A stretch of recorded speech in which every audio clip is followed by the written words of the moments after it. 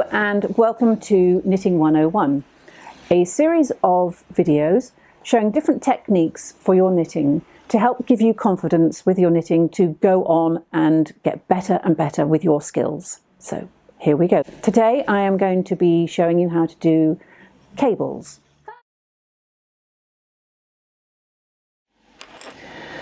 Right, we're going to be doing cables. Now, a lot of people are frightened of cables because they think, oh, it's so complicated, but it's not. Once I've shown you how to do it, it really is a case of taking stitches from one side to the other with the use of a little cable hook. Now, I will talk about tools first because that's important. These are cable needles. Now, as you can see, there's a whole array of different types of needles. You will find which one you like best. Sometimes I like the kinky ones, sometimes I like the straight ones. It just depends on what you're doing and what you've got.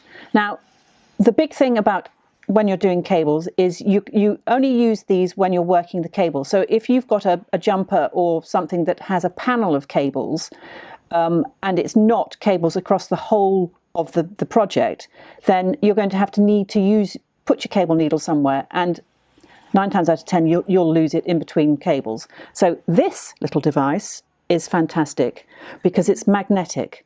So your cable needles stay on there in between working your cable, and it's great because you can put your cable needle on there and leave it while you're knitting the rest of the jumper or whatever you're knitting.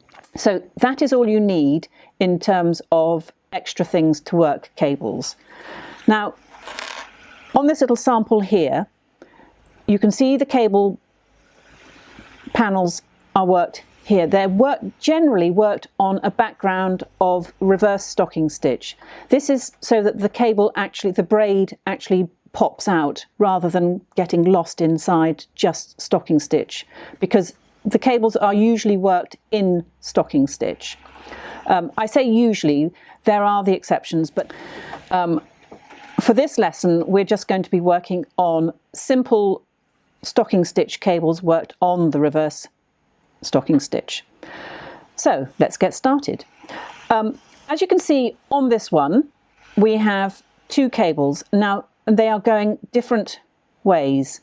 So one is a front cable and one is a back cable. I will explain this as I'm going along. So I've done a little sample here, and I'm going to start working up to the first cable. So I'm doing reverse stocking stitch, so that's purl stitches, and I'm doing this cable over 4 stitches. Now, you can do cables over many stitches. They're generally worked on an even number of stitches, but again, there are the exceptions to the rule. So this one is worked on 4 stitches, and this cable is going to be a back cable.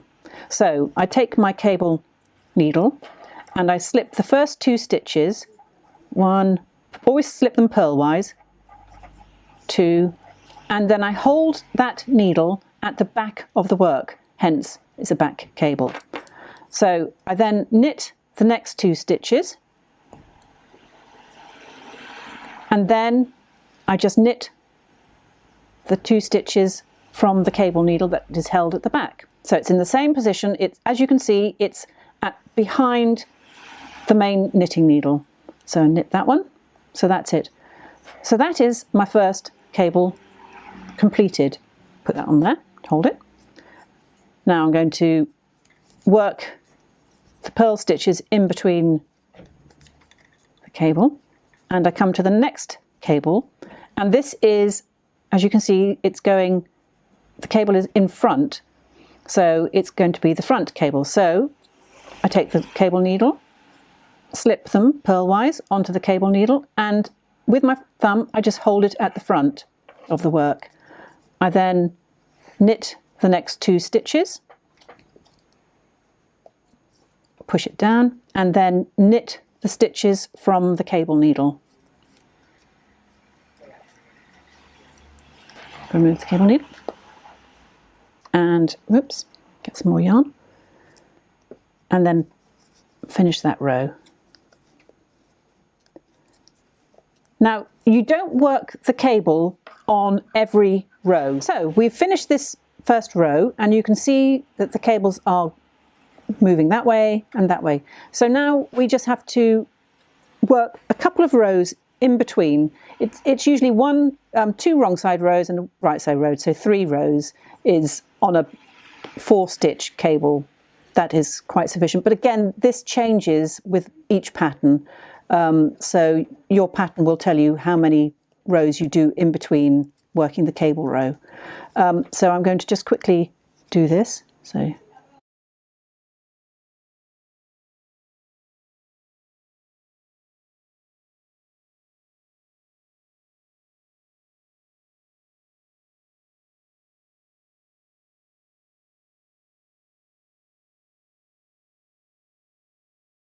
right, on the rows in between, the straight rows, so you work your reverse stocking stitch, and then when you come to the cable braid, you just knit the 4 stitches, and then the reverse stocking stitch, and then knit the 4 stitches.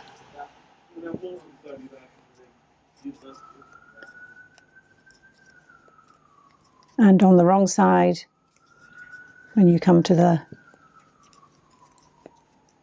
we're working the reverse stocking stitch, and then this is the wrong side of the cable panel. So we do 4 purl stitches, and then I've got 4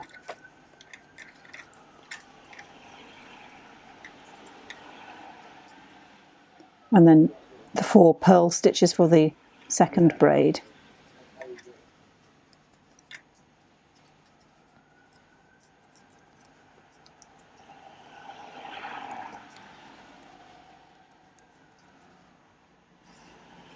So that's, you can see now there's a little straight bit in between the last cable row. When you are counting how many rows you've done in between, there's a little trick. If I pull on the cable, can you see there's a hole just where my finger is pointing there? I shall point it with a dark needle. So there is a little hole, flying needle, just there. So that is the row that you worked your cable on. So then if you want to count how many rows you have done, so this is the cable row worked here. So we have done 1, 2, 3 rows.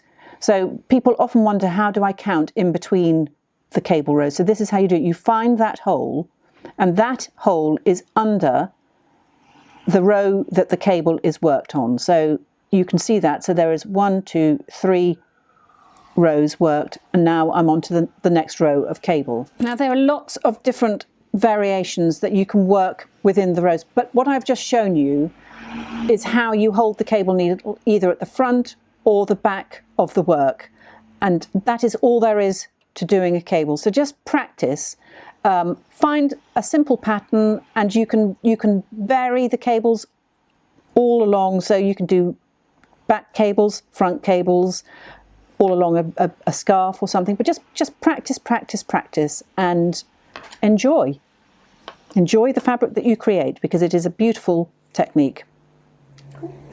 So there you go, that's how to knit cables. Now I suggest that you go and look at some of the other videos that we have done, especially the one on charts and reading patterns, because this will help you with your cables. So happy knitting and keep practicing.